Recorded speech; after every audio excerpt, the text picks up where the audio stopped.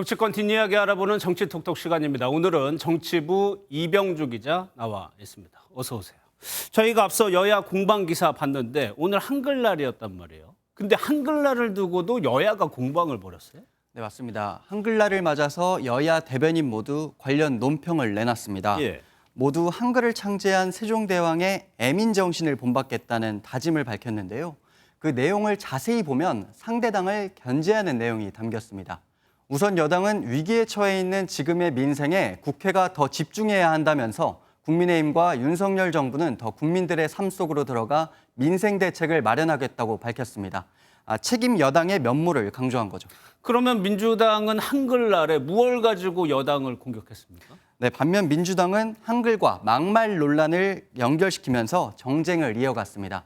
정치권이 우리말을 어지럽히고 함부로 쓰고 있어 부끄럽다면서 윤석열 대통령의 순방 외교 당시의 비속어 논란과 권성동 의원의 국정감사 막말 논란 등을 직격했습니다. 정치인들의 말을 둘러싼 여야 충돌은 당분간 계속될 것으로 보입니다. 예.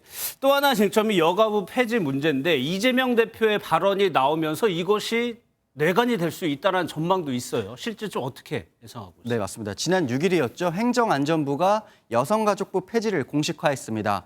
그리고 그 이튿날 더불어민주당 최고위원회 회의에서 이재명 대표가 이에 반대 목소리를 냈다는 소식이 전해지면서 그런 전망이 나왔는데요. 근데 실제로 이 문제가 정쟁으로까지 번지진 않을 거라는 게 민주당 측 설명입니다. 예. 최고위 회의에 참석했던 민주당 한 의원은 이재명 대표가 대선 후보 시절부터 말했던 여가부 필요성의 원론적 차원 발언이었다며 확대 해석을 경계했습니다. 오히려 정쟁 비화는 원치 않는다고도 설명했는데요. 이번 개편안은 지난 대선 때처럼 이른바 이대남으로 대표되는 윤석열 대통령 지지 세력을 결집시키기 위한 수단이라는 겁니다. 했던 그 역할을 제대로 하지 못했다고 많은 국민들이 판단하고 있기 때문에 그 여가부가 다양한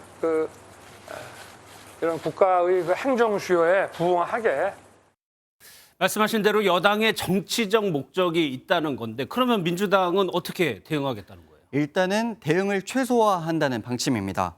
민주당 최고위에 참석했던 한 의원은 여가부 폐지가 정략적으로 보이는 만큼 휘말리고 싶지 않다고 설명했는데요. 지금 시점에서 시급하게 해결해야 할 문제가 아니라면서 정부 여당과 논박을 벌이고 싶지 않다고도 밝혔습니다. 현재 여러 쟁점들을 희석시키기보다는 기존의 전선을 유지하겠다 이런 설명입니다.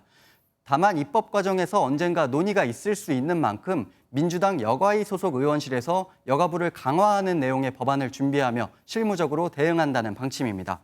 이런 가운데 여성가족부는 김현숙 장관이 내일 여성계 간담회를 열고 여가부 폐지에 관한 의견을 모은다고 밝혔습니다. 예. 이제 윤석열 정부 첫 국정감사도 2주 차에 들어서게 됩니다. 일정을 보니까 여러 군데에서 부딪힐 수 있는 곳이 있더라고요. 네, 맞습니다. 당장 이번 연휴 직후인 오늘 화요일입니다. 서해 피격 공무원 감사 등 이슈가 산적한 감사원 감사가 예정돼 있습니다. 민주당은 대통령실과 감사원이 결탁한 이른바 대감 게이트라며 공세 수위를 높이고 있고 국민의힘은 문재인 전 대통령의 감사원 조사 거부를 문제 삼고 있습니다. 민주당은 법적 대응도 공식화했습니다. 감사원 감사가 끝난 직후인 12일쯤 저희들이 공수처에 정식 고발장을 제출할 예정입니다. 또 국민의힘에서 알박기 인사라고 지적해온 전현희 국민권익위원회 위원장에 대한 국정감사도 오는 13일로 예정돼 있고요. 윤 대통령 순방 당시 발언 논란을 최초 보도한 MBC의 비공개 업무 보고도 14일로 예정돼 여야의 충돌이 예상됩니다. 예. 여기까지 듣도록 하겠습니다. 지금까지 이병주 기자였습니다.